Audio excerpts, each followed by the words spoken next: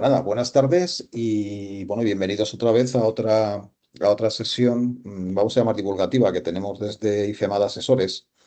En este caso, vamos a centrarla en lo que es, bueno, sobre todo aspectos económicos de las comunidades de propietarios evidentemente, de los vecinos, claro, que son al final quien las conforman. Y esta sesión se ha hecho, iba a decir un poco, pero sería mentira, se ha hecho porque muchos vecinos a lo largo del segundo semestre de este año, bien o a través de consultas telefónicas, a través de directamente la oficina, nos iban pidiendo información sobre varios aspectos que ahora desgranaré, pero que yo creo que es interesante que unifiquemos en una sesión, ¿no? Y también otros aspectos que siempre surgen en las juntas de vecinos, ya sean ordinarias o extraordinarias. Y bueno, yo creo que no sé, con los ejemplos se va a entender mucho mejor, ¿no? Hay muchos vecinos que nos preguntan siempre, oye, vosotros que trabajáis con muchos bancos, ¿me podéis recomendar algún banco? Porque si he tenido problemas con el mío o tengo mi dinero parado en una cuenta donde no me están dando nada, me están cobrando muchas comisiones. También, sobre todo, cuando han tenido problemas, pues a la hora de firmar una hipoteca o cuando están en el proceso, ¿no? Oye, es que me obligan a vincularme con un plan de pensiones, con un seguro, etcétera, etcétera, ¿no? Entonces vienen al despacho de administración de fincas y nos hacen todas estas consultas, ¿no? Y sobre todo también a nivel ya en las juntas, y es un tema que creo que es importante que tratemos oye, ¿qué podemos hacer con la morosidad? Es decir, tenemos un problema, o nos deben pocos vecinos una cantidad grande de dinero, o tenemos pues una serie de vecinos que deben recibos, ¿no? Entonces, eso al final termina influyendo en la gestión económica de una comunidad, sobre todo si las comunidades son pequeñitas, ¿no? Entonces, partiendo de esto que acabo de decir, bueno, pues hemos diseñado esta sesión que no va a ser muy larga, ¿vale? Y que sobre todo quiero dar las gracias a Eva, aquí presente, porque es la que hace posible que técnicamente esto se lleve a cabo, la responsable de nuestra consultoría digital. Nosotros en el grupo, perdón, en IFEMA de Asesores, nosotros lo que siempre llevamos a cabo es bueno, una gestión económica y una revisión de la misma para controlar esa morosidad. Con los datos actualizados en el primer semestre del 25, la morosidad de los vecinos que nosotros administramos está por debajo del 1%, pero la morosidad en las comunidades es inevitable. Al final hay muchas circunstancias que confluyen en la vida personal de cada uno de nosotros y en las de las comunidades en particular, que hacen que, bueno, pues la morosidad exista. Entonces, vamos a partir de ese punto de vista que yo entiendo que, bueno, es muy controvertido y además es un foco de problemas en las comunidades de propietarios. Voy a intentar dar un poquito de luz sobre este tema, pero tenemos que partir de ese punto de vista. O sea, la morosidad es algo con lo que tenemos que convivir, lo que tenemos que intentar, tanto los comuneros como los administradores, evidentemente, es mantenerla siempre en unos umbrales que no afecte a la gestión de la comunidad. Bien, entonces, lo primero que tenemos que tener muy claro es que es la propia comunidad de propietarios la que decide cómo se reclaman esos impagados. Es decir, aquí nos podemos encontrar con casos de comunidades que, bueno, pues nos dicen a nosotros, esto se aprueba en junta, evidentemente,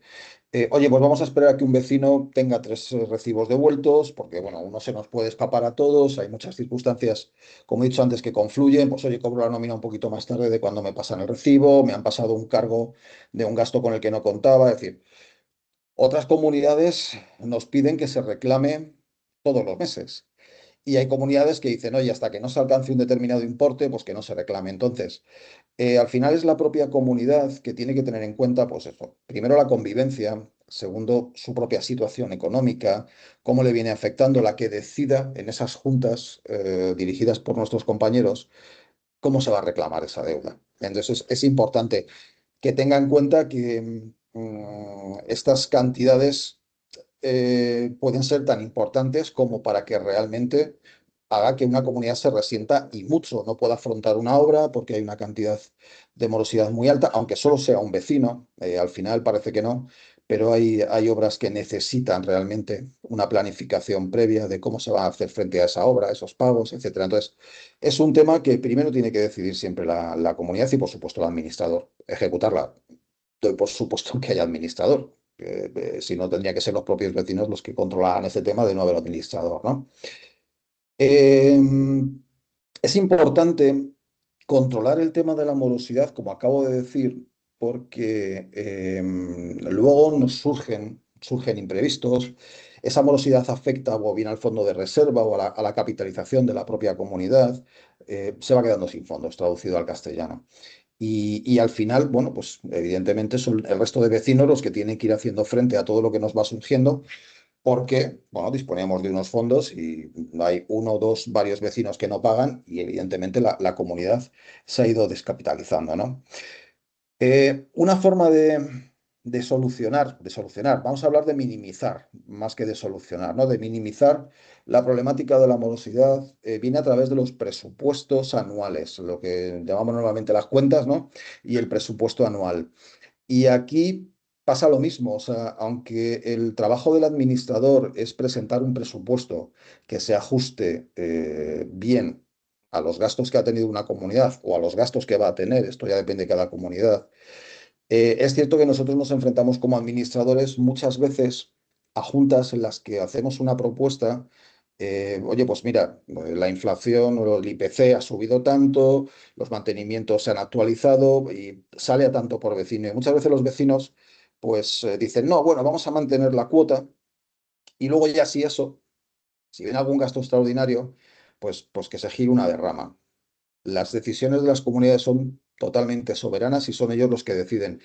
Pero personalmente creo que esto no es una forma lógica de enfrentarse a la gestión de una comunidad porque esas derramas pueden llegar cuando menos nos lo esperamos, ya sea por imprevistos, ya sea por inspecciones que tenemos ese año y que cuando nosotros pensábamos que todo estaba bien, pues los responsables dicen que no lo está y hay que enfrentarse a obras con las que no contábamos. Y luego al final, claro, esto no nos olvidemos que repercute en la economía de cada uno de nosotros. Entonces, a mí me pasan una derrama en un mes y la puedo afrontar sin ningún problema o puede que me pille mal y digo, vale.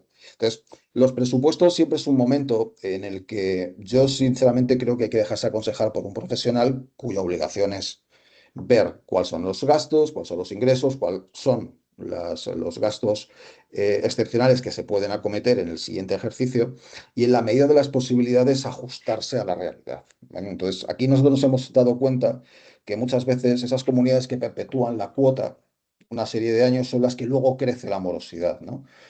Porque esas famosas derramas que hay que girar para poder cuadrar los presupuestos, pues rompen las economías domésticas. Entonces, este es otro de los consejos que siempre lanzamos. Por supuesto, repito, las decisiones son soberanas de la comunidad de propietarios y ellos son los que deciden qué van a pagar o cuándo no. Pero sería una forma de evitar también que esa morosidad pudiera crecer o incluso aparecer en comunidades donde tradicionalmente no hay morosidad, ¿no? Otra de las preguntas, o mejor de los consejos que damos, todo esto, insisto, son preguntas que nos han ido haciendo los vecinos, es, oye, ¿cómo podemos rentabilizar los activos de una comunidad para conseguir más ingresos? Es decir, que los vecinos no paguemos más cuota, pero que la comunidad tenga más recursos. Aquí depende mucho de la tipología de la propia comunidad. Hay comunidades muy pequeñitas que, aparte de elementos comunes, escalera, ascensor, fachada, etcétera, no tienen mucho más. Y hay mancomunidades enormes que tienen locales, que tienen pistas deportivas. Entonces, esto es un mundo. Pero sí es cierto que con la experiencia que nosotros venimos acumulando en los más de 30 años, ¿no? Que llevamos ya casi, bueno, 30 no, pero casi, desde que empezamos en el 98 a ser administradores de fincas, sí nos hemos dado cuenta que hay recursos que sí que tienen las comunidades. En el barrio de Hortaleza, por ejemplo, donde nosotros estamos situados, pues hay comunidades que tienen pisos, antiguas porterías, que rentabilizan, que alquilan, y que por no haberse dejado asesorar por un profesional o porque, bueno, eran ellos los que iban gestionando, pues igual esos alquileres están muy por debajo del precio de mercado o no han invertido en el mantenimiento de esos pisos, en ir adecuándolos. Y al final, pues claro, evidentemente el alquiler que pueden solicitar por ellos, pues son los que son, ¿no?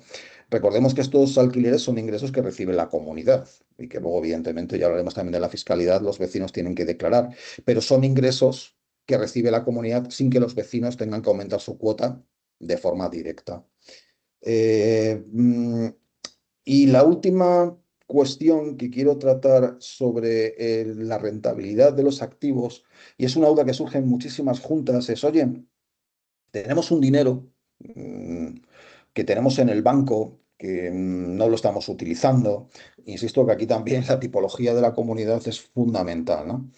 Pero pensemos en esas comunidades pues, que han ido acumulando, porque han tenido una buena gestión, o bueno, han recibido, como os hemos hablado antes, han rentabilizado sus activos desde hace tiempo, se encuentran con dinero en el banco, un dinero que no van a utilizar inmediatamente, siempre dicen, oye, podemos invertir este dinero, podemos trabajar con ese dinero para que nos dé intereses, para que nos gestione, perdón, para que nos genere un rendimiento. Entonces, aquí nosotros siempre decimos lo mismo. Poder se puede, pero voy a intentar en esta reunión detallar cómo hay que hacerlo y cuando acabe llegaremos a la conclusión de que quizás no es conveniente hacerlo en la infinita mayoría de las circunstancias. En algunas, por supuesto, sí se podrá, porque cumpliremos todos los requisitos, ¿no?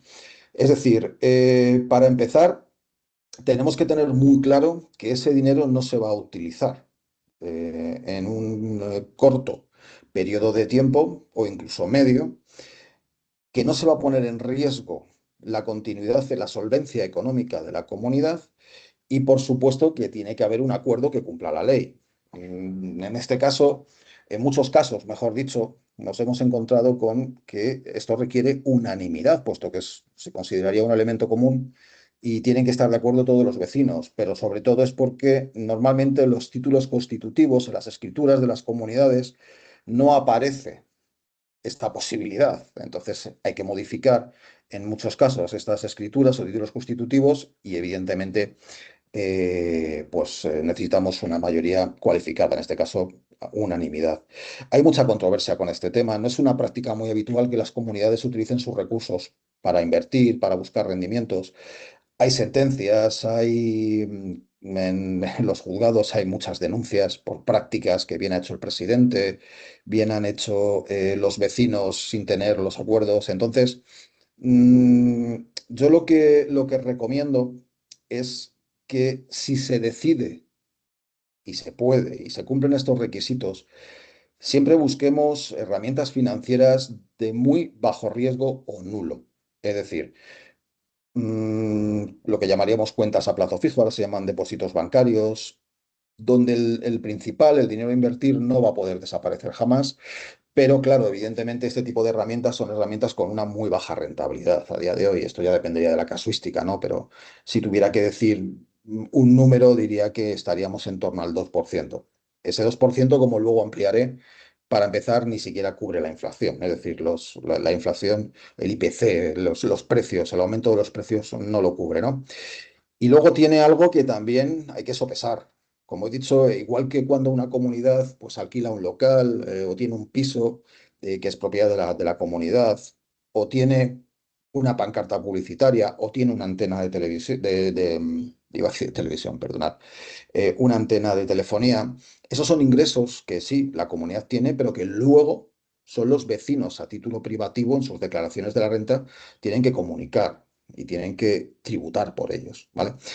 Y hay muchas comunidades donde por ese pequeño porcentaje de rentabilidad que obtienen a su dinero, al dinero de la comunidad, entiéndase, no compensa el que luego pues viene el administrador, la asesoría, la gestoría que tenga contratada la comunidad, pues tiene que presentar unos modelos que por supuesto también va a cobrar a la comunidad, puesto que son excepcionales, no es algo que entre las funciones del administrador y esto siempre es excepcional.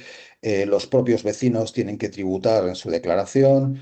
Y aquí entramos en toda la casuística personal. Si salto de tramos, si no salto, si el borrador estaba bien, si se había comunicado. Entonces, ¿se pueden rentabilizar los activos de la comunidad, sobre todo los activos financieros? Sí, pero hay que mirar realmente todo lo que acabo de detallar y esto hace que en muy pocas ocasiones merezca la pena. Por supuesto, queda completamente, bueno, no descartado, porque podría, pero no recomendado cualquier tipo de inversión en renta variable, renta fija de alto riesgo, es decir, cualquier inversión donde ese dinero que hemos invertido pueda que se vea en un momento afectado por variaciones del mercado, por lo que sea, desde luego que era, para mí, nosotros como administradores, no es aconsejable que se haga, ¿bien?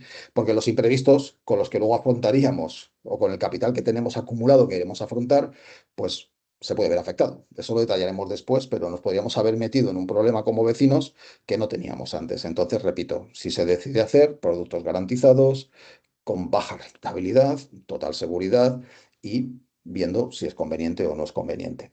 No voy a influir más en esto porque, como he dicho, los dos puntos anteriores tienen que ver mucho con la tipología de la comunidad.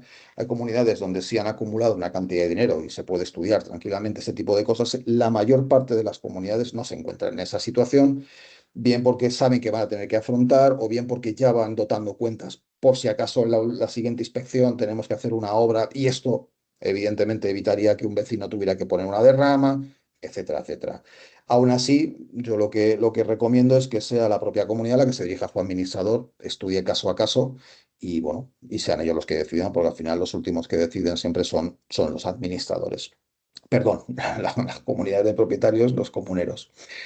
Bien, importante también otro enfoque, es decir, estamos viendo cómo afecta la morosidad a las comunidades, cómo en principio se puede mantener esa morosidad controlada vía reclamación, por supuesto, vía rentabilizando activos, pues hemos hablado de pistas, hemos hablado de locales, hemos hablado de pisos, esto depende de la morfología de la comunidad, incluso de rentabilizar activos financieros, aunque creo que ya se me ha entendido, en la mayor parte de las ocasiones no es aconsejable, pero ahora cambiamos el enfoque. Es decir, ¿qué pueden hacer los vecinos a nivel de su economía doméstica para minimizar esa morosidad, ¿no? Y aquí es donde nos hemos encontrado la mayor parte de las consultas que nos hacen los vecinos, ¿no?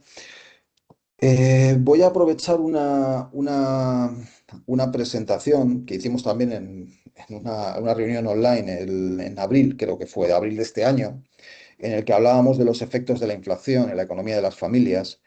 Pero antes, o mejor dicho, voy a empezar por un término que creo que todos deberíamos de conocer y todos deberíamos tener como principal objetivo en nuestras economías domésticas, en las economías de nuestras familias, y es el concepto de colchón financiero. Es decir, todo lo que voy a explicar ahora, por supuesto, es a nivel teórico.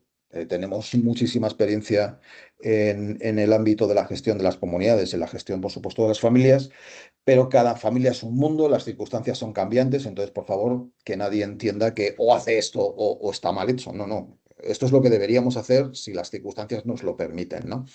Y ese colchón financiero, según yo cito siempre un estudio del Banco Europeo, el Banco Central Europeo, para ser correcto, que dice que todos los que trabajamos o los que trabajan por cuenta ajena, es decir, que trabajan para otra empresa, son asalariados, tienen una nómina, deberían tener entre 3 y 6 mensualidades de su nómina en ese colchón financiero.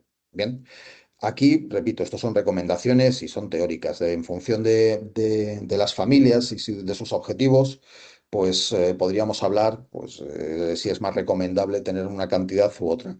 Pero el concepto es lo importante, no la cantidad. Es decir, esos imprevistos que hemos hablado que les vienen a las comunidades y que los vecinos tienen que, bueno, o bien con los recursos que ya tienen acumulados, o bien con presupuestos previamente bien estudiados y planificados, o bien con derramas, tendrán que hacer frente. Pues a las familias nos sucede lo mismo. Entonces, nosotros siempre recomendamos, por supuesto, tener cerca de medio año de esos 6 meses acumulados, porque, bueno, dentro de los imprevistos que nos puede venir hasta un despido, ¿no? Entonces, todo ese dinero que tenemos acumulado y que cubre nuestros gastos principales, es tiempo que ganamos para reaccionar e intentar enfrentarnos a esos imprevistos, ¿no? La situación contraria es que, desgraciadamente, es algo que sucede a muchas familias, pues vamos muy al límite, nos viene un imprevisto y ya solo me queda la posibilidad de la financiación para hacer frente a estos imprevistos, ¿no? Pues tengo que pedir dinero prestado al banco, a un familiar, a un amigo, porque no he podido acumular esto, ¿no? Entonces, nosotros siempre recomendamos que una pequeña cantidad, lo que vaya siendo, lo vayamos apartando para ese colchón financiero. Ese colchón financiero, ¿dónde debe de estar? Bueno, pues tiene que estar en un lugar donde sea 100% disponible y donde, por supuesto, no desaparezca ni se pueda ver afectado por ningún cambio. Y estamos hablando que lo normal es que esté en una cuenta bancaria. Bien, pero no únicamente en una cuenta bancaria. Podemos trabajar con otra serie de herramientas financieras, como he citado antes, productos garantizados, depósitos bancarios, cuentas a plazo fijo, es decir, un profesional os va a orientar sobre este tipo de herramientas. Pero la característica común es disponibilidad, es decir, si lo necesito, que es justo cuando viene un imprevisto, pues lo que necesito, o sea, no puedo perder el tiempo durante semanas o meses en recuperar ese dinero, sino que lo necesito ya y hago frente a ese imprevisto. Y aquí viene la otra particularidad, que no se vea muy afectada por los efectos de la inflación. Y esto es un concepto que ya desarrollamos en esa reunión de abril del 25 y que voy a resumir muy brevemente, no vamos a repetir lo mismo y voy a partir de ahí para desarrollar justo lo que estamos hablando ahora. Es, oye, como una familia puede organizar mejor sus finanzas o no caer en los típicos errores que nos están comentando sus vecinos cuando llegan al despacho y me dicen, oye, me ha pasado esto con el banco, ¿tú qué me dices? ¿Qué me recomiendas?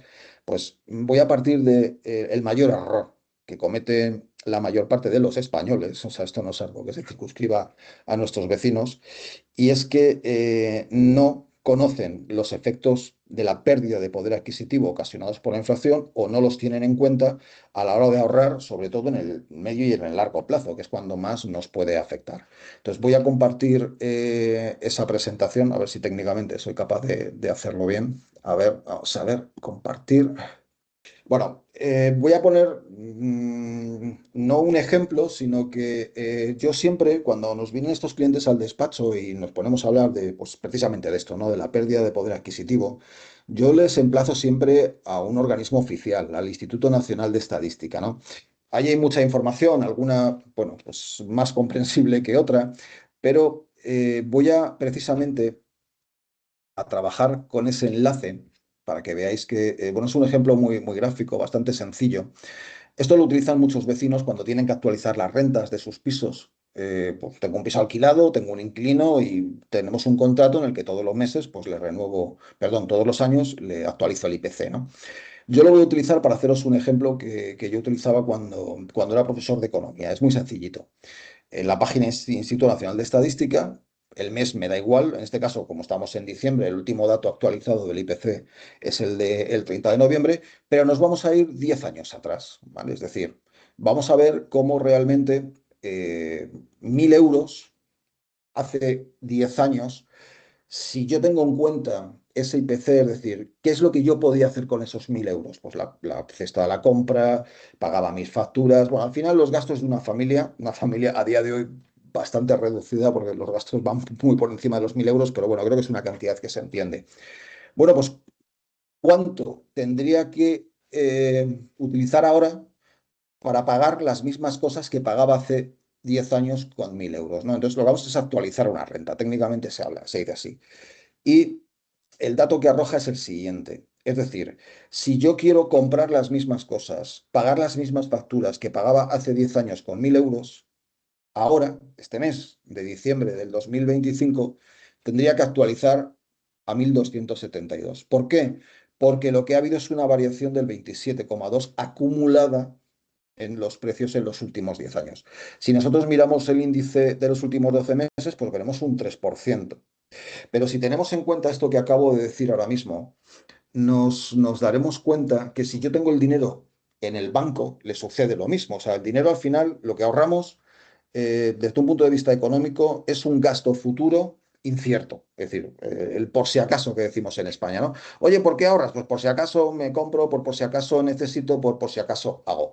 Entonces, este es el principal problema que tenemos los españoles cuando estamos dejando nuestro dinero parado en una cuenta corriente o en alguna herramienta que prácticamente no me da rentabilidad.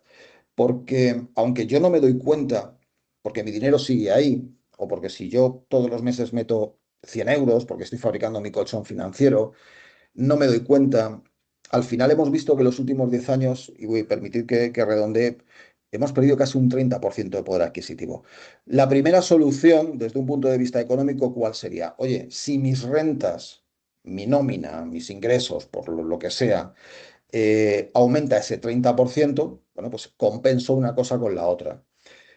Pero España no es un país en el que, por lo menos por las cifras que tenemos y que nos da el INE, en los últimos 10 años los sueldos se hayan actualizado un 30%. O sea, eso tenéis mucha información a vuestro alcance. Por lo tanto, aunque esa vía sería la deseable, no suele ser la habitual. Es decir, que se genera esa pérdida de poder adquisitivo y yo puedo comprar menos, puedo pagar menos facturas con el mismo dinero que hace 10 años hacía. Si lo reducimos mucho, mucho, mucho, pues nos iríamos, por ejemplo, al ejemplo del aceite, ¿no? De hace unos años, que todo el mundo decía, madre mía, si es que se ha ido el litro de aceite a... Ya, ya, pero yo al final compro una botella o compro una garrafa, pero donde anda pagaba 3 por litro, pues ahora estoy pagando 10. Entonces, ese ejemplo, que es bastante fácil de ver, pues si lo hacemos con todo, nos encontraríamos con un problemón en las economías domésticas, ¿no? Entonces, yo siempre digo que el primer objetivo de una familia es batir la inflación, o por lo menos minimizarla. A nivel de las familias es muy sencillo buscar cuentas remuneradas, no es más que eso. Mucha gente tiene su dinero en la cuenta del banco de toda la vida o la que tengo enfrente de mi casa, o es que sin darse cuenta que sí, el banco y la oficina puede ser la misma, pero las personas que están dentro ya no es la misma. Y que cuando yo le dejo dinero al banco, el banco me debería de pagar intereses. De la misma forma que cuando yo le pido dinero al banco, me va a pedir intereses voy a decir la infinita cantidad de ocasiones, por no decir en todas, ¿no? Entonces, ese concepto es tan sencillo como buscar un banco. Afortunadamente en España no hay uno, tenemos un número interesante de bancos que hace que entre ellos compitan. Y en función del momento, en función de su política comercial, en función de sus resultados, remuneran más, remuneran menos, nos piden vinculaciones, es decir, ahora mismo, por ejemplo, no voy a citar nombres de bancos, pero hay cuentas que nos están remunerando un 2%, hasta 50, 75.000 euros. Hay bancos que nos remuneran un 5%, hasta 12, 10.000 euros. Es decir, hay posibilidades. ¿Que es un incordio que tengo domiciliaciones? Que sí, pero yo creo que esos incordios siempre son menores que el que yo pierda poder adquisitivo y pueda mi familia hacer menos cosas de las que hacía antes porque simplemente pues, no nos han subido el sueldo, no se han adecuado las rentas, etcétera. Entonces, creo que este concepto es importante que lo tengamos, ¿vale? Partiendo de ahí, vamos a seguir con eh, el tema ya más de lo que es una planificación. Bien, una idea que vamos a tener que manejar las familias siempre, y esto va muchas veces en contra de la educación que recibimos nosotros en su momento, porque los tiempos han cambiado.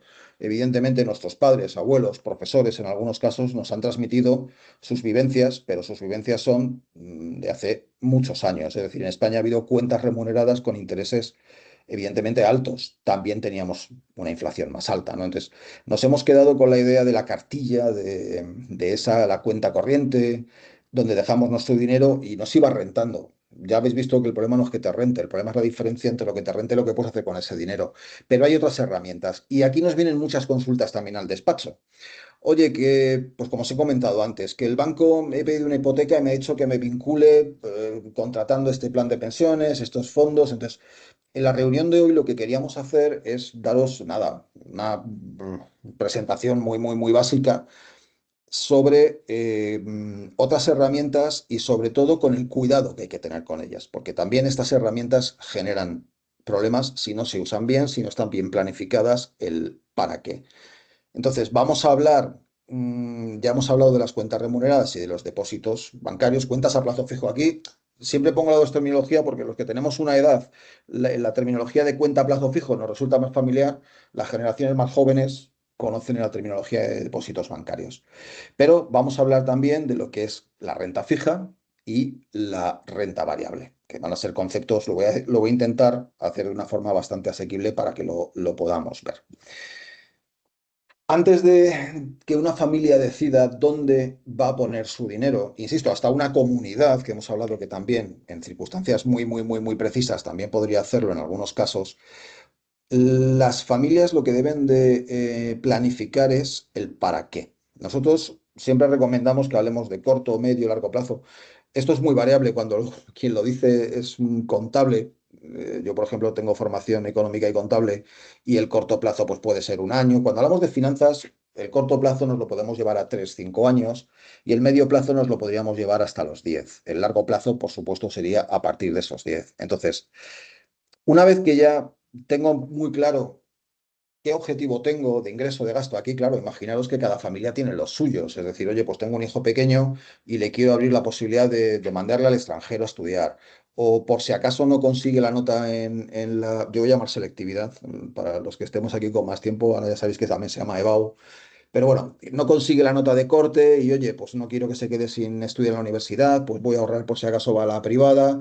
Muchos clientes nos llegan al despacho diciendo, oye, mira, es que me gustaría echar una mano a mis hijos, porque lo hemos pasado mal a la hora de podernos comprar una vivienda. No voy a entrar en el problema de la vivienda en España, pero quiero ahorrar para que cuando se vaya de casa, pues le pueda echar una manita. Es decir, voy a cambiar el coche, me voy a ir de vacaciones, voy a hacer una reforma en la casa. O sea, cada familia es un mundo.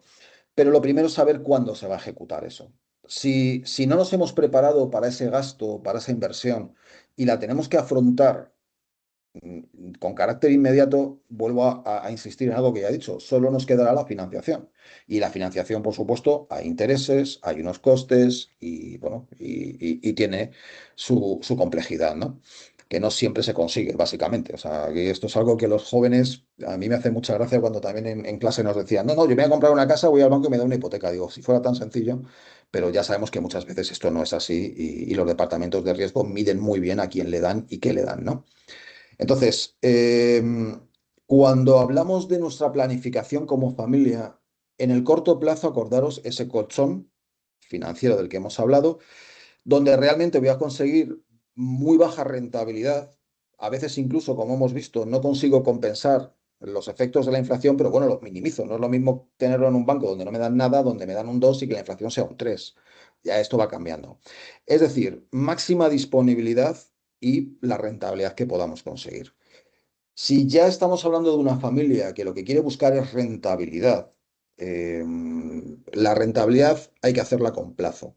Es decir, se pueden trabajar rentabilidades muy interesantes y esto también es un concepto completamente interpretable que es muy interesante para una familia o lo que es para una familia no lo es para otra, pero bueno, tendríamos que hablar del medio y del largo plazo. Y es aquí donde yo recomiendo que os pongáis en manos siempre de un profesional. ¿Lo pueden hacer las familias o lo podemos hacer nosotros? Sí, si tenemos los conocimientos, sí. Pero las herramientas con las que podemos trabajar en el medio y en el largo plazo, donde se pueden conseguir rentabilidades que batan la inflación, en muchos casos requieren pues, a un profesional que nos asesore sobre la conveniencia de esa herramienta para nosotros, del plazo, de las cantidades, etcétera. Pero bueno, quedaros con ese concepto. En el corto plazo, busquemos seguridad, disponibilidad y la poquita rentabilidad que podamos conseguir. Y en el medio y largo plazo, al contrario, podemos sacrificar algo de disponibilidad, pero voy a buscar una rentabilidad pues, que sea más interesante. Bien. Eh, rápidamente, otra de las cosas que nos sorprende mucho cuando vienen al despacho, sobre todo cuando son clientes, pues insisto que voy a abrir una figura que es muy controvertida, ¿no? Pero como yo digo siempre, en España hay muchos cuñados que saben de todo y yo me he encontrado o nos hemos encontrado en el despacho mucha gente con problemas precisamente derivado de asesoramiento de amigos, de primos, pero que realmente no eran especialistas y con problemas que en ese momento ya tenían difícil solución. Entonces, siempre dirigiros a profesionales en el sector, pero sobre todo planificad vosotros. Esos objetivos hay que ver qué busco y luego cómo conseguirlo, porque no hay una herramienta financiera, y abro paréntesis, herramienta financiera, cualquier mecanismo que nos permita rentabilizar nuestros ahorros, ¿no? O nuestro dinero. No hay una herramienta que valga para todo. Y yo a mis alumnos les ponía dos ejemplos muy claros. Si yo quiero trabajar mi jubilación con una cuenta corriente y voy acumulando ahí dinero durante 20, 30, 40 años, ¿podré conseguir dinero para el objetivo? Pues dependerá de muchas circunstancias. Puede que sí, pero ya hemos visto que ese dinero se va a ver muy afectado por el paso de tiempo y por el efecto de la inflación. No es la idea. Pero si yo quiero ahorrar dinero a través de un plan de pensiones, por decir una herramienta que cumpla ese objetivo de trabajar para la jubilación, y necesito el dinero, puedo encontrarme con que el dinero está ahí, pero no lo puedo sacar. Porque esa herramienta tiene una serie de características y una de ellas en general es que son herramientas bastante ilíquidas. Entonces, no hay una herramienta con la que pueda trabajar todos los objetivos. Esto es como los medicamentos, igual. Entonces, con un profesional podemos saber ese objetivo en el plazo que está, cuál es la herramienta más adecuada para trabajar sobre ello. Y luego hay una serie de requisitos legales, es decir, a la hora de contratar este tipo de herramientas, la empresa, el banco, la aseguradora, la gestora, es decir, la empresa con la que vayamos a contratar estas herramientas tiene que cumplir una serie de obligaciones legales. Y aquí nos encontramos muchos problemas, pues porque hay gente que no tiene los conocimientos adecuados. Hablo como clientes, hablo de vecinos que han ido al banco, han contratado, por ejemplo, una cesta de fondos y no tienen ningún conocimiento sobre los mercados financieros. Les han hecho un test, se llama test de idoneidad, que es un requisito obligatorio, muy por encima y se han encontrado con productos muy complejos que no deberían haber firmado. Simple y llanamente, pues porque era el banco de toda la vida, porque les han dicho no te preocupes, esto es muy seguro. Y bueno, insisto que vienen muchos vecinos a la oficina a contarnos casos que han tenido donde ellos, por supuesto, querían algo seguro, sin riesgo, con rentabilidad, y se han encontrado con problemas que ni siquiera les habían informado que podía tener. Entonces, cuidado que todo tiene pros y contras. No hay una herramienta perfecta para todo esto. Bien, esas planificaciones no son inamovibles. Yo siempre pongo hago muchos ejemplos con los médicos, ¿no? Si yo llego al médico con un problema o me planto delante de un consultor o de un asesor y le digo, oye, quiero una planificación financiera, dentro de un año esto hay que revisarlo. Igual que el médico me va a decir, pásate dentro de un año, vamos a ver qué tal vas, o dentro de unos meses, a ver qué tal funciona el tratamiento. Esto funciona igual. Por lo tanto, nuestra situación va a cambiar para bien, espero, pero puede cambiar para mal. Nuestros objetivos pueden cambiar, las circunstancias del país o de nuestro sector económico, de mi empresa, pueden cambiar. Entonces, esas planificaciones se tienen que mantener actualizadas. Y donde hay una herramienta puede ser interesante para mí, igual en otras circunstancias ya no lo es tanto. Y esas planificaciones hay que rectificarlas. Entonces, este concepto también quería transmitirlo en la reunión de hoy. Bien. Mm, Como he dicho, esto es algo que todos nuestros vecinos, hablamos desde el punto de vista de la comunidad de propietarios, pero esto perdón, iba a decir, esto se puede extender a todas las familias, deberían tener esa planificación porque todas de una forma u otra tienen unos objetivos. Aquí hemos puesto una serie de ejemplos, pero sobre todo hoy me quiero ceñir en esa pérdida de poder adquisitivo porque todos nosotros tenemos una cuenta corriente con más o menos dinero, con unos u otros objetivos, pero la inflación está ahí. Y ese es el concepto que quiero transmitir porque de verdad es un drama ver cómo familias que habían acumulado un dinero con muchísimo esfuerzo, pues se dan cuenta de, pues, como he puesto, que ese 30%, pues claro, si son 1.000 euros, pues ya hemos visto lo que hay, pero claro, cuando son cantidades superiores, pues, los problemas son mayores, ¿no? Bien, vamos a ir avanzando. Vamos a ver, porque aquí había una cosita que no sé si... No, pues esto lo vamos a dejar, voy a dejar de compartir y voy a verla ahora. Voy a dar simplemente una información muy rápida sobre otro problema que nos están viniendo vecinos, además, insisto, vienen vecinos de comunidades a decirnos, oye, ¿vosotros qué? Y intentamos ayudarles siempre que podemos, ¿no? La renta variable y la renta fija. No sé si visteis hace un par de años, ¿no? Salieron el telediario, bueno, el telediario, soy con 53 años hablo del telediario, perdóname, de las noticias. Salían colas de gente jubilados, ¿no? Porque evidentemente ellos tenían tiempo y se iban a la puerta del Banco de España, iban a comprar letras del Tesoro, ¿no? Ese ejercicio es correcto. No, no hace falta que vayas al Banco de España, pero sí que pensemos que hay otra serie de herramientas, como he dicho, que no tienen por qué ser las cuentas remuneradas o los depósitos bancarios. Y en aquel momento, pues las letras del Tesoro español estaban pues al 3,5, cerca del 3,5%, ¿no? Entonces, claro, estas personas lo que decían es, jolín, tengo el dinero en mi banco que no me da nada, pues lo meto en letras del Tesoro y pues dentro de un año he obtenido ese 3,5. Correcto. Es decir, quedaros con la idea de la herramienta financiera, no que sean letras del tesoro, porque la renta fija es compleja. Pero bueno, Yo le presto dinero al gobierno, también hay multinacionales que hacen emisiones de deuda, de obligaciones, bonos, es decir, hay otras posibilidades, pero de la renta fija hoy solo quería decir dos cosas. Ni es renta ni es fija, también puede sufrir oscilaciones en función de cómo la utilicemos. Y el año del 2022, que fue un año que, bueno, pues para muchas cosas ha sido un año traumático, es el año del inicio de la guerra de Ucrania, con sus consecuencias a nivel de inflación, todavía no habíamos superado las consecuencias económicas de la pandemia, los cuellos de botella, etcétera, etcétera, ¿no? También fue un año en el que muchos clientes aparecieron por la oficina, pues al hilo del tema de la morosidad. Mira, hijo, es que tenía un dinerillo y es que me ha pasado esto, lo había llevado al banco y me habían dicho que invirtiera en renta fija, que no tengo ningún problema y tal.